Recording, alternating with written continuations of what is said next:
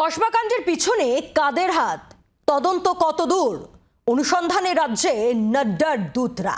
Police কমিশনারের সঙ্গে বৈঠক থেকে কসবার অকুস্থল ঘুরে দেখলেন তারা, আর প্রশ্ন তুললেন মহিলা মুখ্যমন্ত্রী রাজ্যের নারী নিরাপত্তা এতটা ঠুনকো কেন? পাল্টা বিজেপির টিমকে পলিটিক্যাল টুরিস্ট বলে কটাক্ষ তৃণমূলের।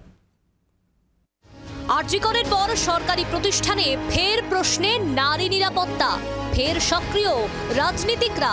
শুরু থেকেই সুর সপ্তমে কসবাকাণ্ড নিয়ে অনুসন্ধানে কলকাতায় ঘুরে গেল নাড্ডার তৈরি ফ্যাক্ট ফাইন্ডিং টিমে ত্রিপুরার প্রাক্তন মুখ্যমন্ত্রী বিপ্লব দেব, প্রাক্তন কেন্দ্রীয় মন্ত্রী মীনাক্ষী লেখি, সাংসদ সত্যপাল সিং, রাজ্যসভার সাংসদ মনন কুমার মিশ্র। বিমানবন্দরে পা দিয়েই রাজ্যের নারী নিরাপত্তা নিয়ে চড়া সুর বিপ্লব দেবের।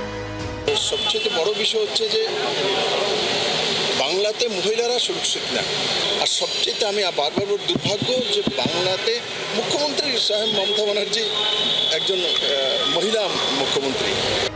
মুখ্য সচিবের সঙ্গে দেখা, নির্যাতিতার সঙ্গে কথা, লালবাজার ও কসবা কলেজেও যাওয়ার পরিকল্পনা নিয়ে দিন শুরু করেন টিমের সদস্যরা। অপরাধীদের কোনোভাবেই ছাড়া হবে না। এরপরই বিজেপির অনুসন্ধান টিম পৌঁছে যায় কসবাকাণ্ডের অকুস্থলে। অভিযোগ, সেখানে প্রথমে বিজেপি টিমকে ভিতরে ঢুকতে বাধা দেয় পুলিশ, যদিও কিছুক্ষণের মধ্যেই প্রতিনিধি দলের 4 সদস্য সুকান্ত ও অগ্নিমিত্রাকে ভিতরে প্রবেশের অনুমতি দেওয়া হয়। কলেজ থেকে বেরিয়ে এরপর সাংবাদিক বৈঠক করেন বিজেপি অনুসন্ধান টিম। সেখানেই সিপিকে বিজেপি টিমের প্রস্তাব, हर रोज इस तरीके की बहुत सारी घटनाएं हो रही हैं, हाईएस्ट लेवल पे इसकी मॉनिटरिंग होनी चाहिए। आप इस तरीके का पोर्टल बनाइए ताकि महिलाएं डायरेक्टली अपनी बात सीधे तौर पे प्रशासन को कह सके और प्रशासन उनके ऊपर कार्रवाई करे।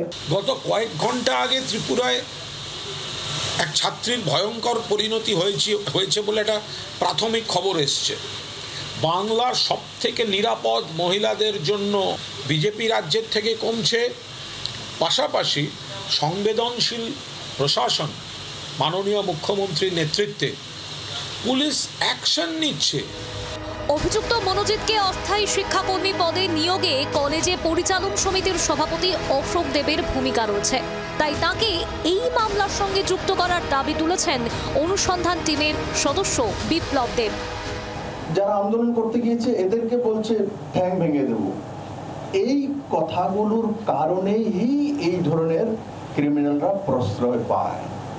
আমি তার জন্যই বলছি যে অশোক দেবকে আগে ইনভেস্টিগেশন করা হোক, অশোক দেবকে অ্যাকুজড করা হোক, ওকে জিজ্ঞাসা করা হোক একে এন্ট্রি কেন দিয়েছে। কারণ মনে মনে কি আমরা জানবো সম্পর্ক, কিন্তু ছাত্রছাত্রীরা ক্ষতি করায়।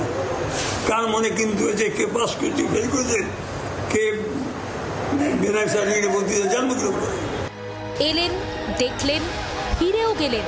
বিজেপির প্রতিনিধি দল এবার রিপোর্ট দেবে বিজেপির সর্বভারতীয় সভাপতি জেপি নাড্ডাকে। তারপর ব্যুরো রিপোর্ট, জি 24 ঘন্টা।